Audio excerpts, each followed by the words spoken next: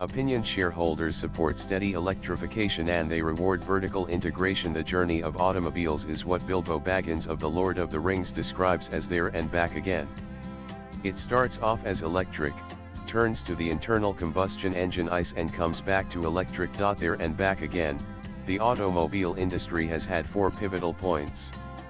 First, was in 1881 when Gustave Travaux copyright demonstrated that automobiles was a tricycle can carry human beings while being powered by batteries. However, the Stadthaft batteries in the late 1800s were lead-acid batteries, lacking the energy density to power automobiles over long distances. This led to the second pivotal moment, development of the internal combustion engine ICE.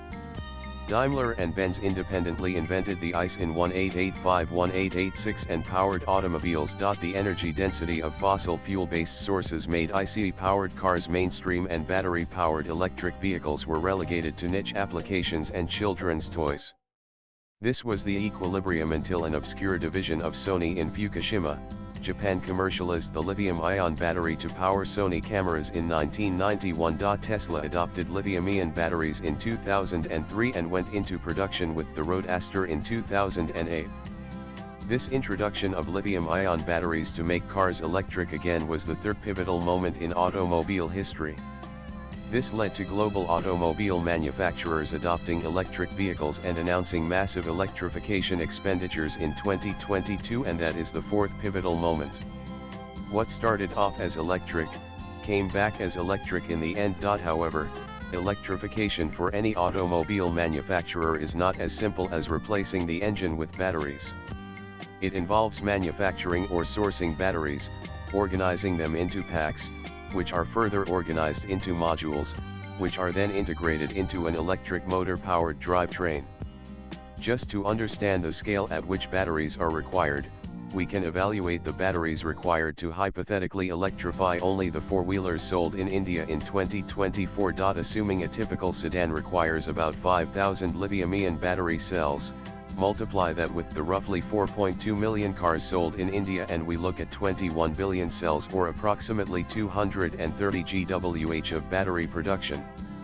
This staggering number of battery cells required has caused a worldwide scramble to change business models, announce capital expenditure and set up battery manufacturing plants. In the electrification game, the strategies taken by automakers can be loosely classified into three groups. 1. Accelerated electrification: set strict deadlines to electrify, move entirely to electric vehicles and abandon ICE. 2. Binary electrification: no strict deadline to electrify, sell fully electric vehicles and ICE. 3. Hybrid electrification: no strict deadline to electrify, gently introduce hybrids, plug-in hybrids, and fully electric vehicles. Depending on the maturity of the local automobile industry, companies took a different approach. For instance, car makers in Europe which traditionally competed in the luxury car segment had to announce accelerated electrification due to Tesla's initial launch of the luxury Roadster and later Model S. On the other hand, when Tesla announced the more affordable Model 3, the American car makers had to announce accelerated electrification to stay competitive. This led the transatlantic car makers in 2021-2022 to announce aggressive electrification by 2035 and gamble their balance sheets. In Asia, the approach has been more cautious as the local automobile industry predominantly focuses on more affordable options. The Indian car makers seem to have taken the binary electrification route where the ICEs are the profit-generating machines which are being slowly supplemented with the fully electric vehicles. The other Asian car manufacturers have taken the gentle electrification path by offering hybrids in addition to the fully electric. Offering hybrids in addition to fully electric provides strategic advantages like allowing time to set up domestic battery supply chains and the time to develop the charging infrastructure. In addition, hybrids require a tenth of the batteries of fully electric vehicle, which allows flexibility to ramp up more likely or ramp down less likely the electrification path. To compare how these three strategies performed, we can compare how shareholders rewarded the three strategies by finding share price data from Yahoo Finance. To ensure a long-term picture, we compare the 10-year performance normalized to June 8, 2015 with the assumption that markets are the best judge of strategies in the long term. Tesla was not included in the comparison as its interests are beyond automotive. Figure 1 comparison of the normalized share price of global automobile manufacturers highlighting the role of electrification strategies. Normalized to price on June 8, 2025 from Yahoo Finance. The accelerated strategy has not been rewarded well by the shareholders.